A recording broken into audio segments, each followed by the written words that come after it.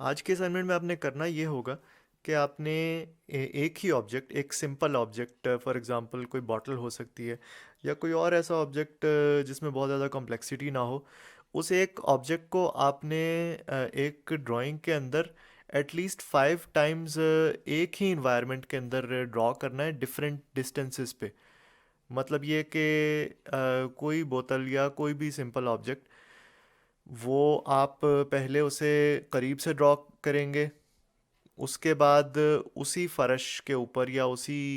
Environment के अंदर आप जो है वो उसे थोड़ा दूर रख के फिर ड्रॉ करेंगे, फिर उससे ज़्यादा दूर, और इस तरह करके बेसिकली आपने एक इन्वायरमेंट के अंदर उस ऑब्जेक्ट को एटलीस्ट 5 टाइम्स जो है वो डिफरेंट डिस्टेंसेस पे रख के और उसे ड्रॉ करना है। या ये कि अगर आपके पास एक ही जैसे एग्जैक्टली आइडेंटिकल ऑब्जेक्ट्स हों, तो आप ये भी कर सकते हैं कि उन ऑब्जेक्ट्स को आप डिफरेंट डिस्टेंसेस पे अपने किसी फ्लोर के ऊपर प्लेस करके और ड्रॉ कर लें।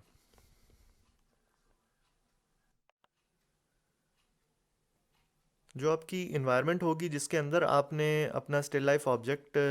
बनाना है, उस इन्वायरमेंट का अगर आप एक प्रिसाइज स्केच कर लें तो वो बेहतर होगा, ताकि उसके अंदर जब आप डिफरेंट डिस्टेंसेस पे और डिफरेंट हाइट्स पे, रिलेटिव हाइट्स पे आप अपने ऑब्जेक्ट को रखते हैं, तो अम, उसकी प्रोपोर्शंस और उसकी एग्जैक्ट प्लेसमेंट जानने के लिए आपको इन्वायरमेंट में मौजूद दूसरी चीज़ों से हेल्प मिल सके। बेसिक ड्राइंग के जो डिफरेंट तरीके होते हैं, फॉर एग्जांपल आप किसी चीज़ की प्लेसमेंट या प्रोपोर्शन जानने के लिए नेगेटिव स्पेसेस का यूज़ करते हैं। आप देखते हैं कि उस चीज़ की वजह से जिस शेप के अंदर वो चीज़ रखी हुई है, उस शेप के अंदर कैसे चेंजेस आ रहे हैं। या ये कि आप वर्टिकल्स और हॉरिजॉन्टल्स का यूज़ कर सकते हैं, कि आप ये देख सकते हैं कि जो भी कोई ऑब्जेक्ट है या किसी ऑब्जेक्ट का कोई भी हिस्सा है, उससे एग्जैक्टली वर्टिकली ऊपर क्या है, एग्जैक्टली वर्टिकली नीचे क्या है, या ये कि एग्जैक्टली हॉरिजॉन्टली उसके बराबर हाइट वाइज कौन सी चीज़ आ रही है। तो अगर आपने पहले अपनी इन्वायरमेंट को एक्यूरेटली स्केच कर लिया होगा, तो वो आपको अपने ऑब्जेक्ट की प्लेसमेंट में और उसकी प्रोपोर्शंस में और उसकी शेप को सही तरह बनाने में थोड़ा हेल्प कर सकता है। आपके लिए प्राइमरी इम्पोर्टेंस यही है कि आप जो ऑब्जेक्ट्स बना रहे हैं, जो एक ऑब्जेक्ट आप 5 दफ़ा बना रहे हैं, उसको आप बिल्कुल एक्यूरेटली ड्रॉ करें, उसकी बेसिक सी रेंडरिंग भी कर लें, और उसकी प्रोपोर्शंस जो हैं, या ये कि जो उसकी आपको एक रिलेटिव, जो उसके विद इन शेप्स हैं उनके आपको रिलेटिव डिफरेंसेस नज़र आ रहे होंगे, उसके आपके आई लेवल से डिफरेंट एंगल्स पे होने की वजह से, या ये कि आपके जो आई से डिफरेंट डिस्टेंसेस पे होने की वजह से उसको आप प्रिसाइजली बना सकें। ये भी ज़रूरी है कि जो ऑब्जेक्ट आप बना रहे हैं उसके अंदर, जैसे पहले भी मैंने पर्सपेक्टिव का और आई लेवल का ज़िक्र किया था, कि किसी ऑब्जेक्ट को जब आप अपने से डिफरेंट डिस्टेंस पे रखते हैं, तो उसका आपसे रिलेटिव डिस्टेंस भी फ़र्क होता है, और आपका व्यूइंग एंगल भी उससे फ़र्क हो जाता है उसकी वजह से। तो अ, जिस एक ऑब्जेक्ट को, जो कि जिसकी सेम हाइट और सेम बेसिक स्ट्रक्चर है, उसको जब आप अपने से डिफरेंट डिस्टेंसेस पे रखते हैं, तो उसके प्रोपोर्शंस आपको रिलेटिवली कैसे उनमें वेरिएशन नज़र आती है, या ये कि उसके अंदर जो शेप्स हैं वो आपको कैसे वेरी करती हुई नज़र आती हैं।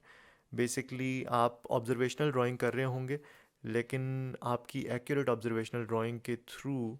जो पर्सपेक्टिव के बेसिक रूल्स हैं वो भी आपकी ड्राइंग के ऊपर अप्लाई हो रहे होंगे।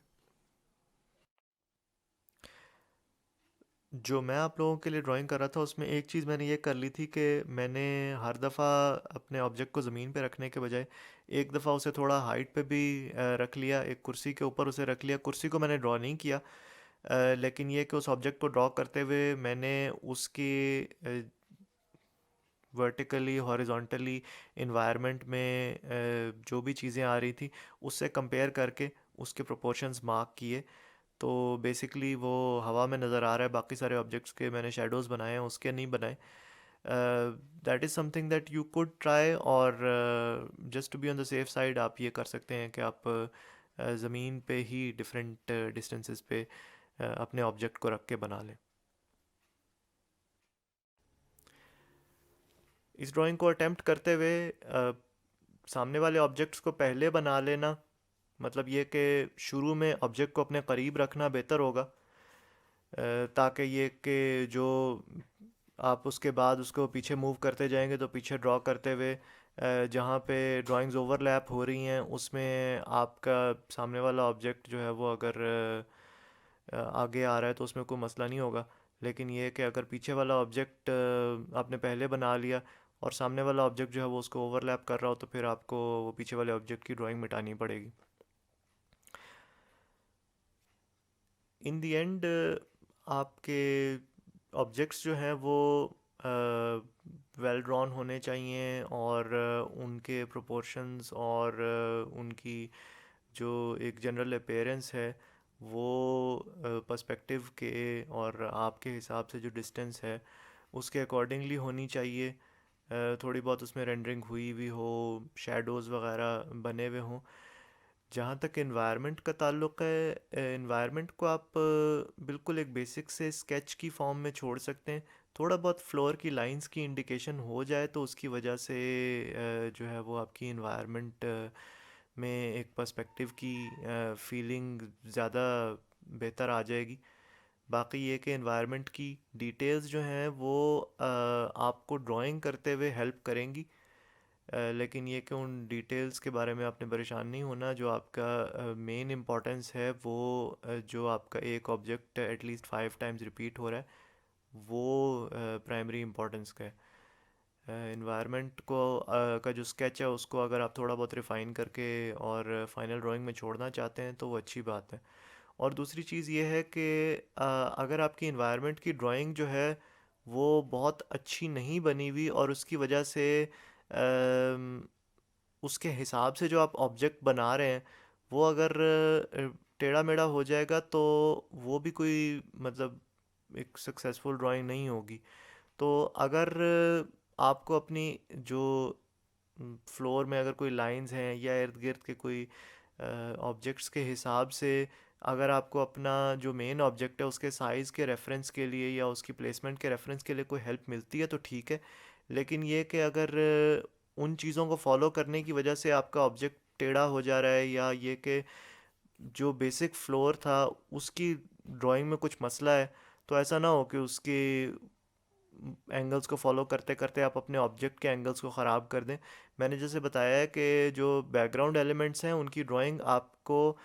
हेल्प करने के लिए है, लेकिन ये कि अगर वो आपको हेल्प नहीं कर रहा तो फिर आप अपने अंदाजे से बना लें, बजाय इसके कि आपने पहले अगर फ्लोर की या बैकग्राउंड एलिमेंट्स की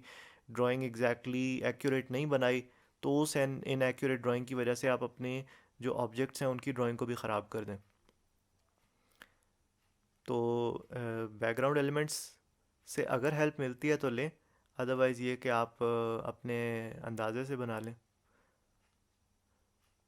एक और चीज़ जो आप